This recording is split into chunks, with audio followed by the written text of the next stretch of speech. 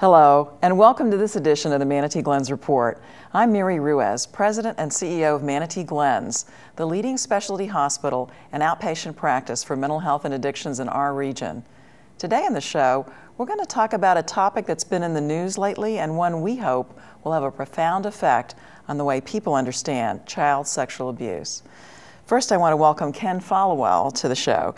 Ken is a survivor of boyhood sexual abuse who works to end the silence about male sexual assault. He also runs a peer support group for other male survivors. Welcome, Ken. Thank you. Ken, you're president of malesurvivor.org, which is a national organization that offers support, education, and advocacy for male survivors. And we're looking forward to hearing more about that later in the program. Also, congratulations, in 2007, you won the Howard Fratkin Award for Creative Survivor Support in recognition of your work in helping other survivors. So Thank you very much. Congratulations. Terry, I'd also like to welcome you to the program. Terry Allen is a licensed mental health counselor at Manatee Glens Rape Crisis Services. She works with boys and men who've been sexually abused and their parents as well. Yes. So we'll have lots to learn in the show. Thank you both for appearing. In the past few years, it seems that stories of child sexual abuse have really been in the news, not just in the mainline churches, but now sports, which is something that has gained even further attention. And gone are the days when parents would warn only their children about stranger danger.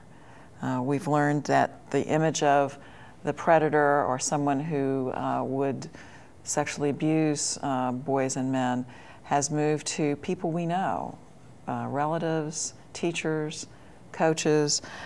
This is a surprise, I think, to many people, no surprise to those of us in the field. I think this stereotypical assumption has been challenged, and that has shocked people into a greater awareness. So I think there's a lot to know, and I'd like to show a clip now on this issue. Let's take a look now.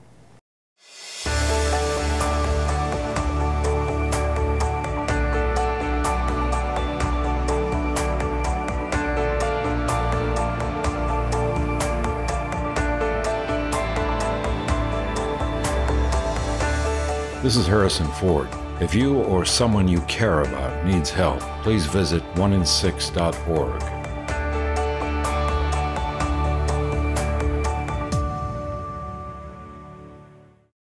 Wow, 1 in 6 males. That number is amazing, Ken. With so many men affected by sexual abuse, there must be powerful forces at work to silence male survivors. Can you talk about how that experience works against more of us understanding and knowing about this issue? So often men are expected to be the protector and the strong one. And little boys are taught that that's going to be their role. And what happens is the predators who groom not only the young boy, but the family, build up trust. And once they've established that trust, they'll tell the boy, no one's going to believe you. And they make them think that their only way is to stay silent. Because if they dare to speak it, they'll be the one who'll be considered to blame, rather than the predator. So this is a relationship that is developed over time with the goal, as you say, of grooming both the family and the boy to accept a relationship of trust. Right, and I think that's one of the things, we so expect something traumatic like this to be a fast process. And unfortunately in childhood sexual abuse, so often it's a very slow process that happens step by step. You kept this inside for years. I did. For myself, I not only kept it from my family, I kept it for myself for a long time. And when the memories started coming back, I was sure that I was losing my mind. It was still difficult for me to believe that it happened, but it was so undeniable once the memories started coming back, and it made so much sense once it happened. Explained a lot of things. It understood why I was such an isolated person, such a loner, because I'd been taught that that was the only safe way to be. So what was the breakthrough for you? You know, there were some stresses happening in my adult life that felt familiar, and it felt dangerous to be truthful with people, and that wasn't the face I put out to the world. And I was actually working remodeling my closet, my master bedroom, and a lot of the sexual abuse happened in a coal bin, which was approximately the same sizes. So being in a physical location that was similar to where a lot of the abuse happened triggered the memory starting to come back. And you were a young boy at the time that this abuse. My abuse started occurring around 2 years old and continued to around 14. Wow. So it really had a profound effect on your childhood. Oh, absolutely. It taught me to be self-dependent in an age when I should have been depending on family and loved ones. That's a big price to pay. It is. Terry, as a counselor, what do you notice about the effect of sexual abuse on boys and men that might be different than, say, girls and women? Well, like Ken was saying, many times when I see young boys, they don't even realize initially that something wrong is happening. And it's as they age or as they have more appropriate relationships with other individuals that they begin to realize that this was actually abuse. So it's a similar experience to Ken, where it's kind of accepted as part of childhood because it appears normal, and then something happens where they question themselves. Yeah, and also, like Ken was saying, society doesn't always support boys coming forward. Offenders do play on a child's guilt. They set the stage for the child to feel responsible, for them to feel that if they tell or they disclose what's happening, that they're the one causing the problem. Right, because otherwise, if they remain silent, everything goes normally. Yes. So parents must feel very responsible too, because this is a slow process. As Ken said, it is a process of trust, and the parents' trust have been violated as well. So how does that change the relationship between a parent and a child and a parent, Terry? Yeah, it causes a lot of distrust. It's very difficult for children and parents. Parents oftentimes are blaming themselves once they find out. Sometimes they may even doubt that the abuse has happened. The child doesn't have that trust for the parent. Children have magical thinking about parents and the adults in their lives. So they think that parent knows, or that parent should have been picking up on their cues. Sometimes children have been trying to disclose in their own way about what's been happening. They may not be turning in homework, or they may be saying, no, I don't want to be with that person, but never telling specifically what the parent thinks they need to hear. And so those cues aren't picked up on. So a child, loses that trust that adult is going to protect them, and may even have some anger. Yeah, the magical thinking really affects a lot of kids, because you'll sit there thinking, please, please, please make this stop. Yes. And we have this idea that making a wish would make it so, instead of speaking it. Yes. And so a lot of times kids making that wish, they do believe that they've been telling. Right. Yeah. And from the parents' perspective, many parents must be incredulous, because these are people they have placed their trust in, they know well, they have trusted with their children. They're oftentimes coaches, teachers, people who place themselves in positions of trust. What are the warning signs that a parent should take seriously? Yeah, some warning signs can be a numerous things. It could be, desperately not wanting to be with that person. There may be problems, fears at night may begin to be developed. A lot of the warning signs are confused with other childhood developmental issues. So it's just, keeping track of what is the normal process for my child? How does my child usually, how is my child, usually reacting? And then are there any significant changes? Because like Ken said, it can be very gradual. It can be very difficult to see. But paying very close attention to any type of disclosure or hints. Sometimes some of those hints might be sexualized behaviors that are inappropriate for a child at that age. And so, words that they shouldn't be familiar with, or actions that they shouldn't be familiar with. Yeah, having excessive knowledge about sexual issues. One of the other thing is so often when a survivor goes back and discloses to his family, the adults at that time will say, I always had a funny feeling. So, the one thing I would encourage, if you have a funny feeling, have that uncomfortable conversation. Right. Exactly. Don't be afraid you're going to upset your child by having a conversation you don't know how to have. Trust your gut. And trust your child. Because something is telling you something's not right. Don't wait 20 years to find out what it was. Yeah. Part of the shock I think people are experiencing with the recent Pennsylvania and Syracuse sex abuse scandals is that people who were not the perpetrators, people who we believed were good citizens, did not do enough to protect the boys who were victimized. I wondered if each of you would comment on what we can do to better protect boys against sexual abuse. I think the first thing to do is have an understanding that it actually happens. Because so many... 1 in 6. Right, because so 1 in many 6. people think it doesn't happen and I misunderstood of what I saw. We don't trust our eyes because we don't like what we're seeing. Right. So, trust yourself that if you're seeing something, that you're the person who needs to step up and act. And the other thing is, make sure if you have kids in your life, that their parents are having that conversation with them. Not, be leery of strangers, but it's your body. No one has any right to do things to you that you're not comfortable with. That must be a horrible conversation to have with the child. I don't have children, so I don't know it. But I do know that conversation can save so much heartache. And that might bring out some disclosures now that the kids know it's okay. We're talking about this, so it's okay to talk about it. Right. Terry, what's your advice? Like Ken said, we really need to educate people, to have more education that if there is a funny feeling, that any suspicion at all needs to be reported.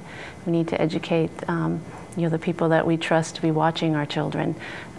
Most of them are mandated reporters. We need to educate them to make the reports whenever they suspect. They don't have to know for sure. They don't have to be the investigators. Right. So it's a allegation to be investigated, not a conviction, so to speak. Yes. Yeah. Yeah.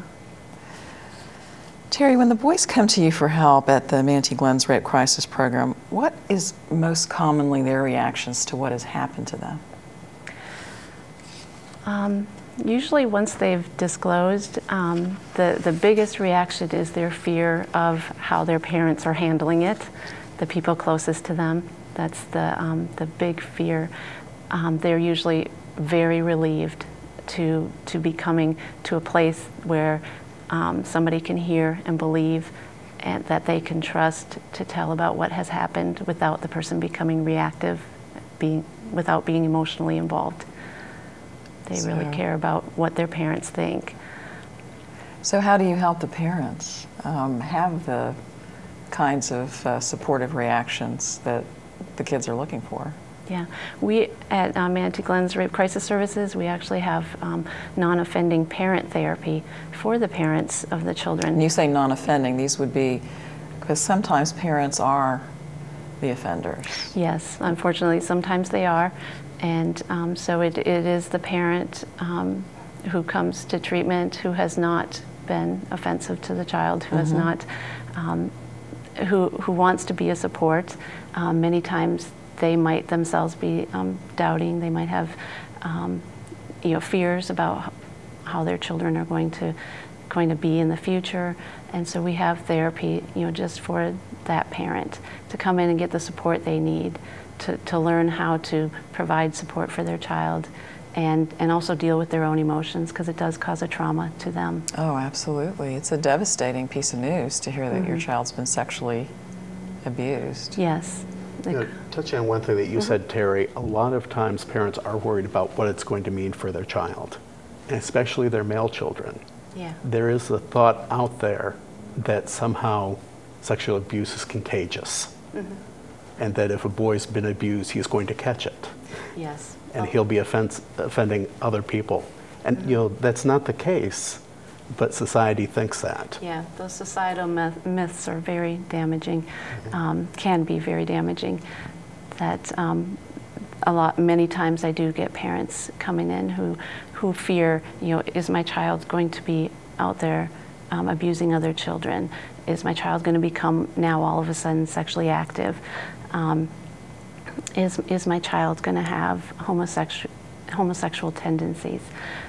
All these misperceptions are what we deal with, in working with a parent, to help them understand the healing that their child will go through, and also to correct those myths. Well, could you describe what the healing process looks like for these boys? Yes, the healing process begins with, first of all, establishing safety, making sure that there's a support who believes the child. Start out with providing safety, make sure that the parent is, because they are believing their child now they can keep their child safe.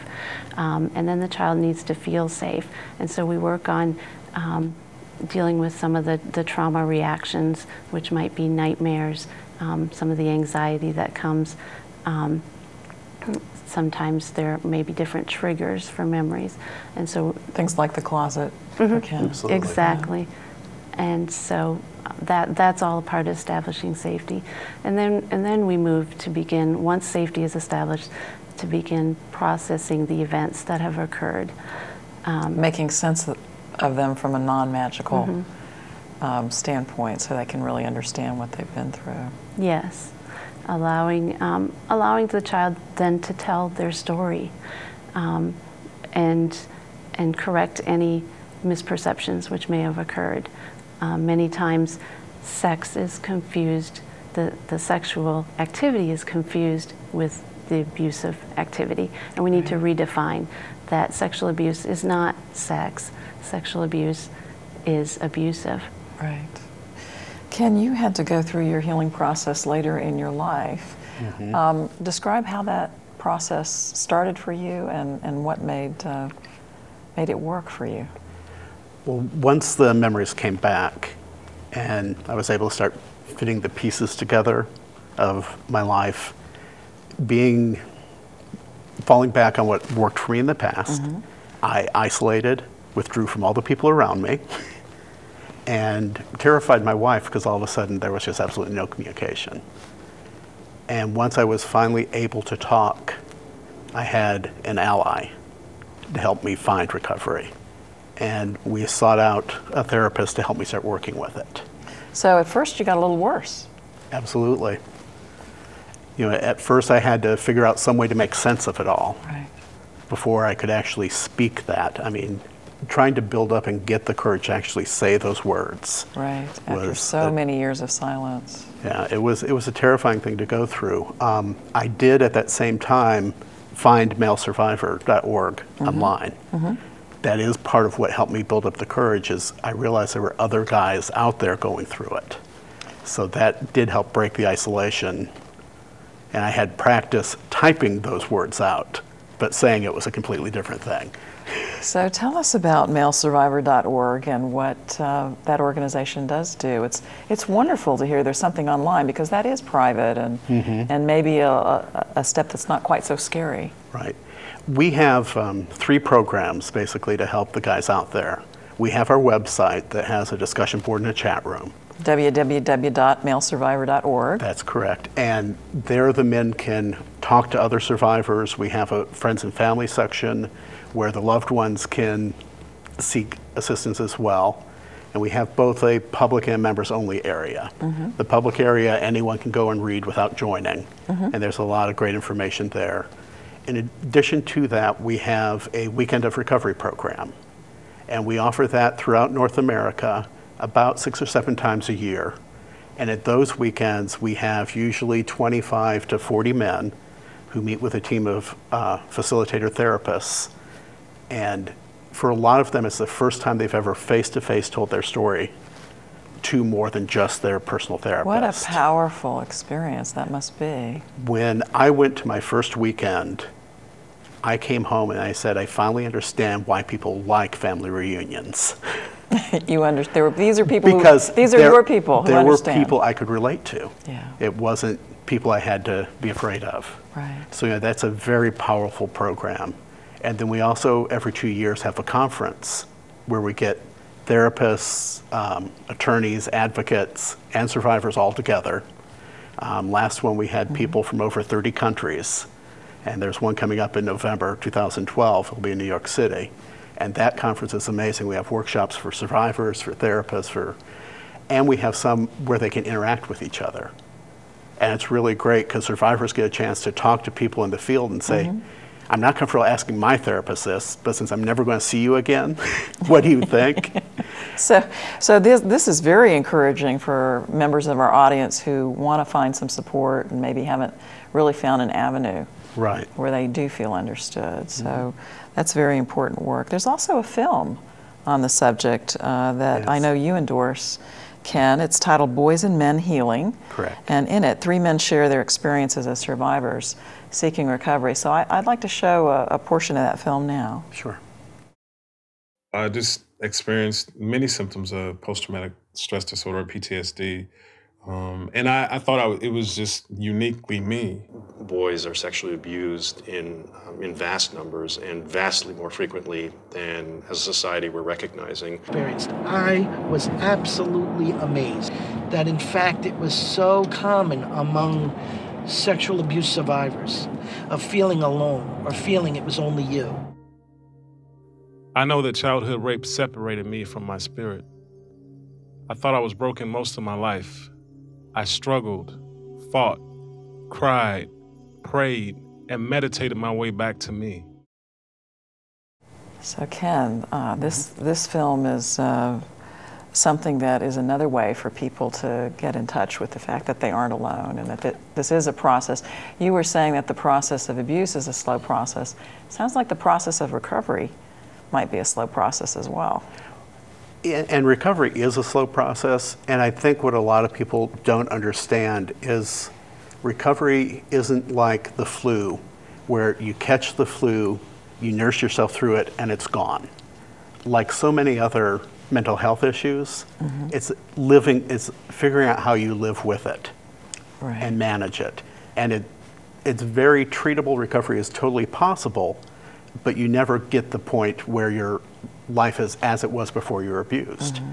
That doesn't come back. But sometimes that means that your life takes on a direction in a very positive way. You have had national leadership opportunities, and I understand you've even been on Oprah.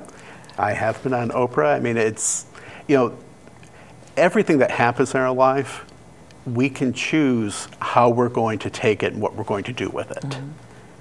And I hate the idea that God turns everything into a positive because that's not quite how it works. Right. But we can get through terrible things and we have a return and a joy gift. And health and new opportunities we wouldn't have had without it. So it is a matter of having a perspective and seeking out and looking for the healthy life that's possible. That sounds wonderful. Terry, I understand that you run groups for boys, so there is help for young people as well. So what can a young boy expect in one of these groups? Well, like Ken was talking about, the isolation that is so significant, breaking through that isolation and finding that they're not the only boy that this has happened to find out that he's a normal boy. So they find support, they break through the isolation, and then and also more processing of their story, being able to communicate about what happened to them with other people hearing and not judging. That sounds wonderful. Manatee Glens Rape Crisis Services offers services not just for boys and men, but also girls and women. And I understand there are 3 parts. There's the crisis line, there's the advocacy piece, and then the counseling that you do. Can you tell us what services are available here locally? And I understand that they are free to victims of sexual abuse and their families. Yes. The Rape Crisis Advocacy Services provides a 24-hour hotline, and through that hotline, a rape crisis victim advocate can answer a call 24 hours a day, and we'll be able to, if somebody just needs to disclose about abuse, or a parent has first found out that their child has been abused, they can call and get directed to the right resources. So that rape crisis number is going to be on our screen where people can write it down, and so you can call 24 hours a day, 7 days a week, and speak with an expert in sexual abuse. That's wonderful, and that's for all ages. Yes. Great. And then we have the therapy services. We have therapy services for adults as well as children. The adults includes any victim of sexual abuse who is a survivor of childhood sexual abuse, as well as an immediate rape or more recent sexual assault. And so those services are available to adults as well as to parents, any parent who needs therapy services about a child that has been sexually abused. And then that leads to also our children's services, that having a therapist who specializes in sexual treatment of sexual abuse. I think that's a wonderful service available, and I'm glad that you're telling us more about it. In closing, Ken, I wonder what your hopes are for the future of boys and men who are survivors of sexual assault. For those who are survivors, I want them to grab hold of the life that they can have and find whatever it takes to heal. Beyond that, I want us to have a society that keeps their eyes open so that these type of things are prevented before they occur. So recovery is not necessary. And I do believe that's possible, that we can have our eyes open and be willing to address issues as they come up. That's wonderful. And Terry, for the victims of sexual abuse, what encouragement do you have? Just to keep telling, to tell until somebody believes you, and that there is support out there, and that it is possible to heal. Great. Well, thank you both. That wraps up our edition of Manatee Glens Report. I want to thank Ken Followell for his courage in helping other men and his journey of recovery, and also Terry Allen, who helps young people recover from the trauma of sexual abuse. We hope that we've been able on this show to help break the silence surrounding sexual abuse of boys and men and shed light on how healing and recovery begins. Thank you, the audience, for tuning in to the Manatee Glens Report here on METV, where you can learn something new every day. We'll see you next time.